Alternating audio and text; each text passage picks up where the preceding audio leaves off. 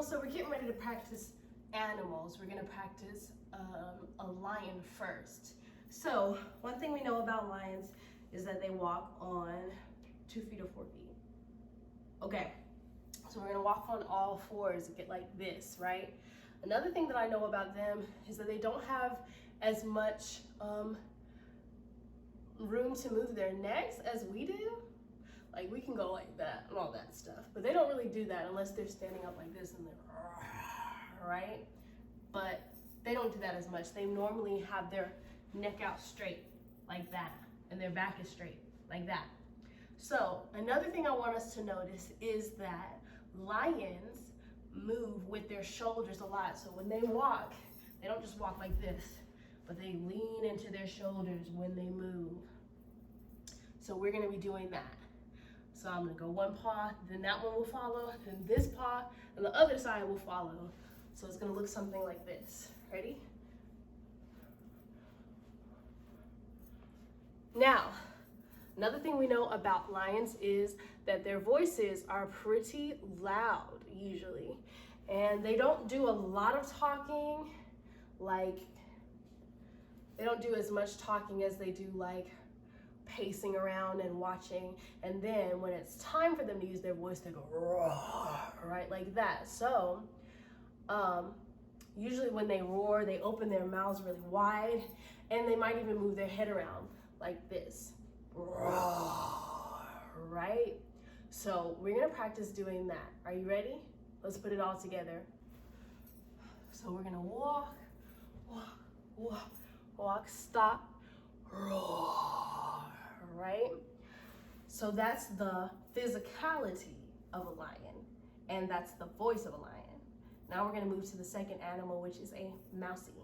Our mouse is very small, so we're gonna have to, we can't shrink down, but we're gonna have to make our bodies look smaller than the lion. The lion was all spread out like this, roar, right? But we're gonna make our mouse teeny tiny like this, because that shows the difference between their bodies. Okay, so this is the physicality of a mouse.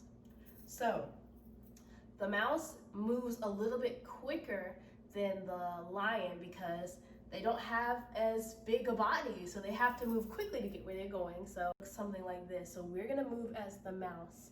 Now the mouse does walk on all fours, but I wanna make it different from the lion so we can tell the difference, because if I walk like this for both of them, then you won't be able to see which one is which, right?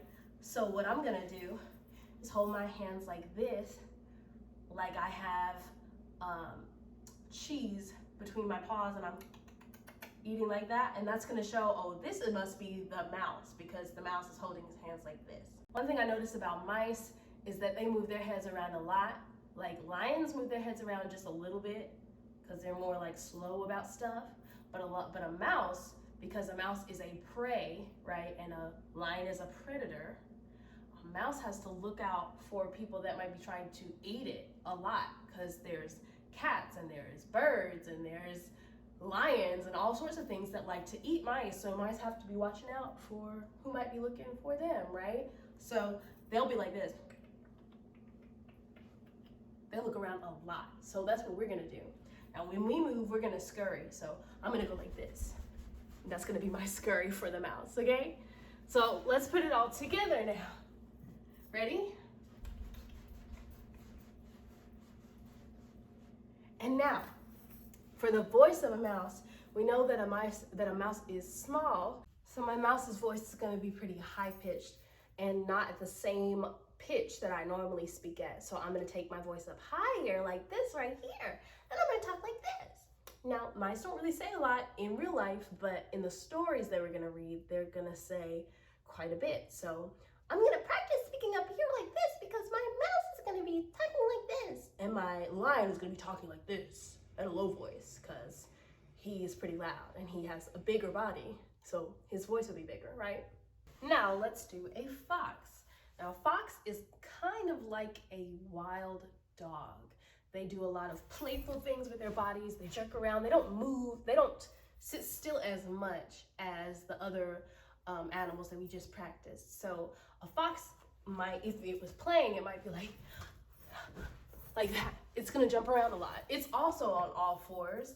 So when it's walking, it walks regular. It doesn't lean as much as the lion does. It just kind of walks regular. So it's gonna be like that.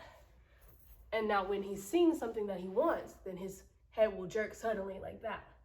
But it's not like the mouse. The mouse is more scared, like, oh my gosh, who's doing that? But a fox is a predator, which means that he's gonna be looking for something that he can eat, right?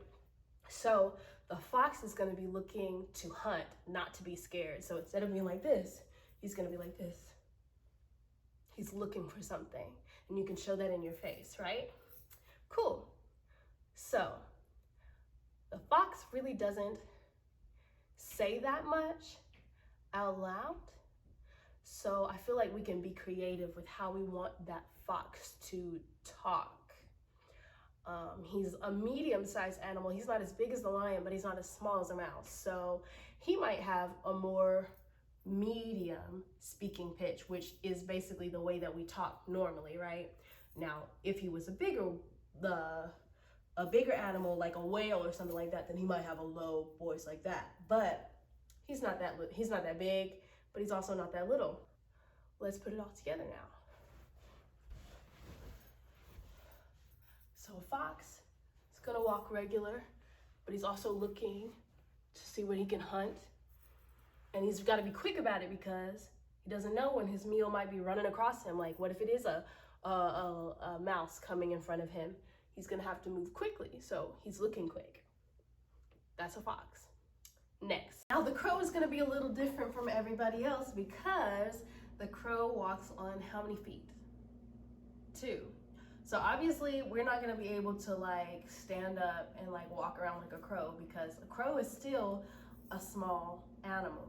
So what we're gonna do is we're gonna take our arms and kind of put them behind our back because they really have wings, but their wings are kind of like, they're not like arms like ours. They're like much thinner. So it kind of, if they didn't have any wings, they would kind of almost look like they didn't have anything on the side of their bodies like this, and they would just be walking. So to imitate the body of a crow, we're gonna do the same thing. We're gonna hold our arms back like that, and we're gonna waddle on our knees like this. And another thing about crows is how they move their head. So they kind of are like this. Like, whereas a mouse is like, I'm looking for something, they almost move like a robot. So they have like little jerks that they do. They like, it's very jerky and robotic looking. So they're looking around as well because they can either be prey or predators. But most of the time when they're looking around, they're looking for stuff, right? And this crow that we're gonna play is gonna have something in his mouth.